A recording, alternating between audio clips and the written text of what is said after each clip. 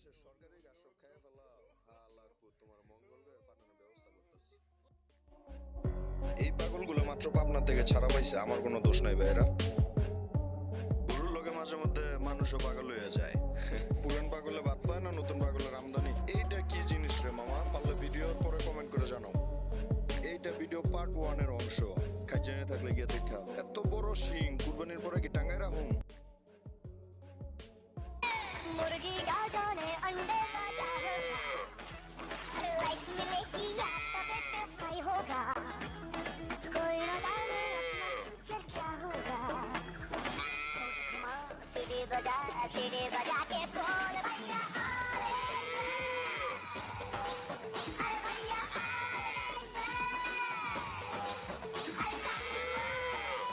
Fry होगा। হাম্বা হাম্বা খেলতে খেলতে কোন যে আমার হাম্বায় পম্পম দিয়ে দিল বুঝবারই পারলাম না।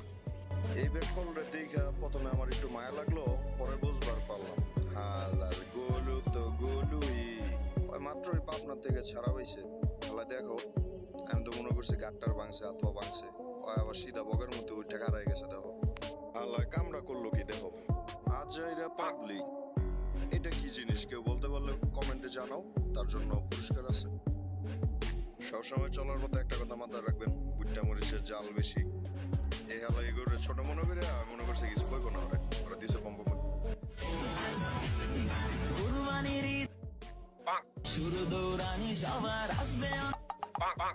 বলতেই হবে আমাজনের খুব সাহস। আর এই ভাইদের কথা কি কমু, কুরবানির গরু কিনবা হাটে না গিয়া গুতা না খাইয়া গরু কিনবা ভাই কেমনে সম্ভব? একটু বোঝায় কম দেখি। এই খালাম্মা তো টেরবার আগেই গুতা খাইয়া তারপর বাক্সের ভিতরে গিয়ে বলাইছে। আর আমাকে দাদা মশাই তো তার পাছাটা বাঁচানোর লাগে খুব চেষ্টা করছে, কিন্তু ঈশ্বরের কৃপায় পাছার শেষ রক্ষা হইল না। দাদা যান বাসায় গিয়া দাদিরে দিয়া পাছার মলম পট্টি করায়ও, একটু গরম শেক দিও।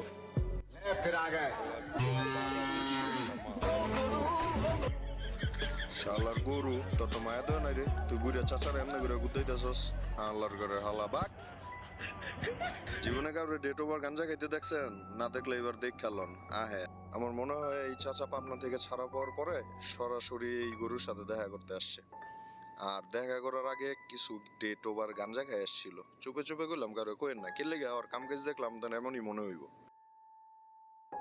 গরুর দাম না, গরু নিজের মাথায় মাল উঠে গেছে। পাবলিকরা আর কি কম পাঁচায় নাই আধা কেজি গোস আইসে গরু সামলাইতে। দেও ভাই কি মজা, গরুটা পুরো মজাটা লইতেছে। এটা হলো এক চক্ষা গরুর বাচ্চা, ওই ভুলে এক চোখ নিয়ে জন্ম হয়ে গেছে, তাই গ্রামে হইচই। গার্লফ্রেন্ডে লাল শাড়ি পরাইয়া গেছে পুষ্করির পারে ডেটিং এ চাচা। যাক, আর কেউ না বুঝলো গরুটাই বুঝছে চাচার মনের দুঃখ। আরে চাচি তুমি কি করো? এই পাগলা থাম থাম, পাগলা থাম। ওই দিন দেখলাম আর্জেন্টিনার ফ্যানের উপরে গরু খেপছে, আজকে ব্রাজিলের ভাই আবার কি করলো? ওইলো ব্রাজিলের ফ্যান, হ্যাঁ দে দৌড়ানি কি চা। এই মামা এমন পাগলের পাগল, এই কারণে 10টা 12টা 15টা দড়িতে দিয়ে বাইন্দে রাখছে।